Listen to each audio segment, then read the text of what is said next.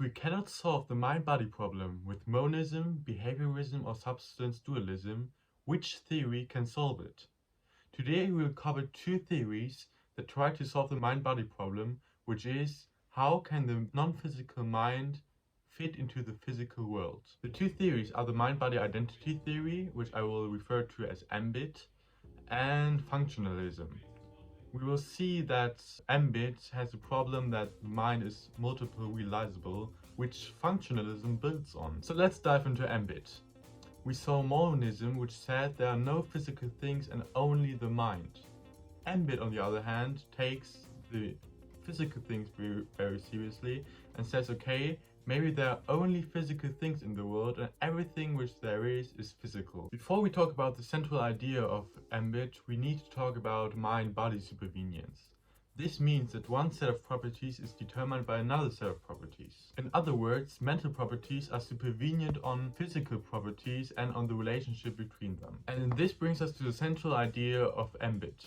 Every mental state is identical with one brain state. This can also be expressed in the Leibniz law, which says if two properties cannot be discerned by one another, then they are the same thing. In contrast, if A has the property P, which B lacks, then they are not the same.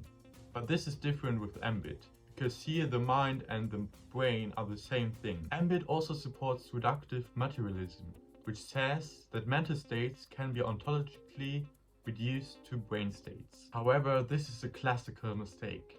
If mental states are reduced to brain states, they don't exist anymore, and that's a problem. This view is called eliminativism. MBIT doesn't only agree with reductive materialism, but also with TiU Psychology, which states that every individual case, a token, of a certain mental category, a type, is identical to an individual brain state of a certain category. Okay, so here we are with the MBIT, mind-body identity theory. Does this solve all our problems with the mind-body problem? Unfortunately, no. There are two main problems. The first one being differentiating properties. There are properties which mental states have and brain states don't, and vice versa. So the Leibniz law can be violated, as it's not always the case that if A is B, B is A, because sometimes we have A but no, not B, and vice versa, B but not A. Another problem with this link to the first one is that mental states are multiple realizable. I want to explain that with the property of liquidity.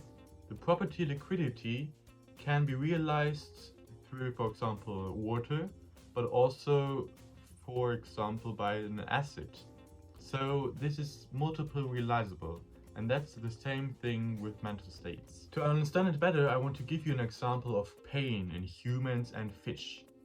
If we say pain equals human brain state and pain equals fish brain state, then we can say fish brain state equals human brain state.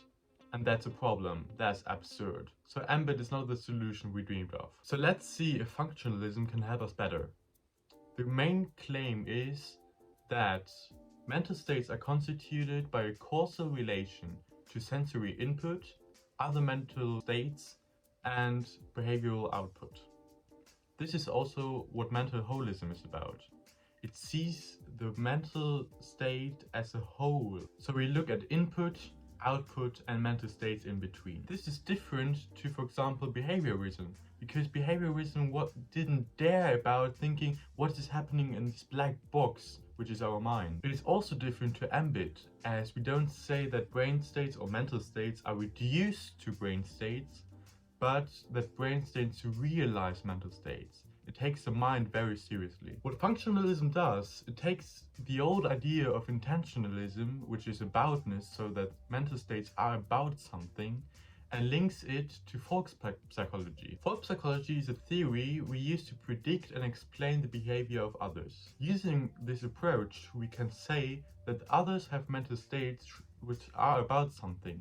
They have intentionality. So let's ask the question if machines can have states which are characterized by intentionality.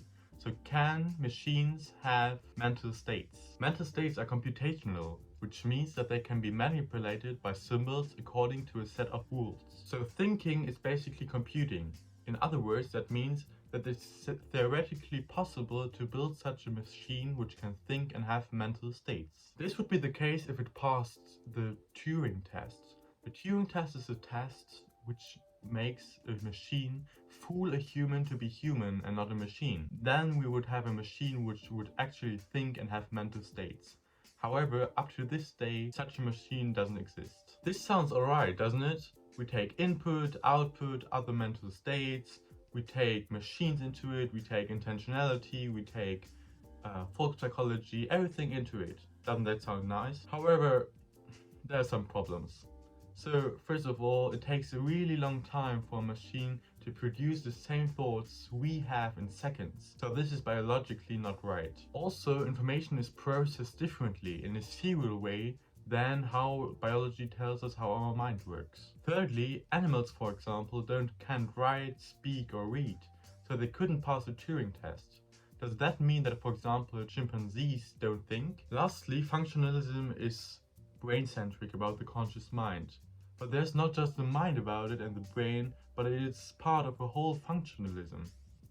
It's not just hardware and software. So I'm sorry to tell you that functionalism and ambit aren't our solution with our mind-body problem and can't help us with that. On the one hand, the Leibniz law can be violated and mental states are multiple realizable. On the other hand, functionalism doesn't show a biology-based way to process information. We need other theories to help us. I want to present you two other theories which we hope to really help us with the mind-body problem in the next video. So stay tuned until then. See you. Bye.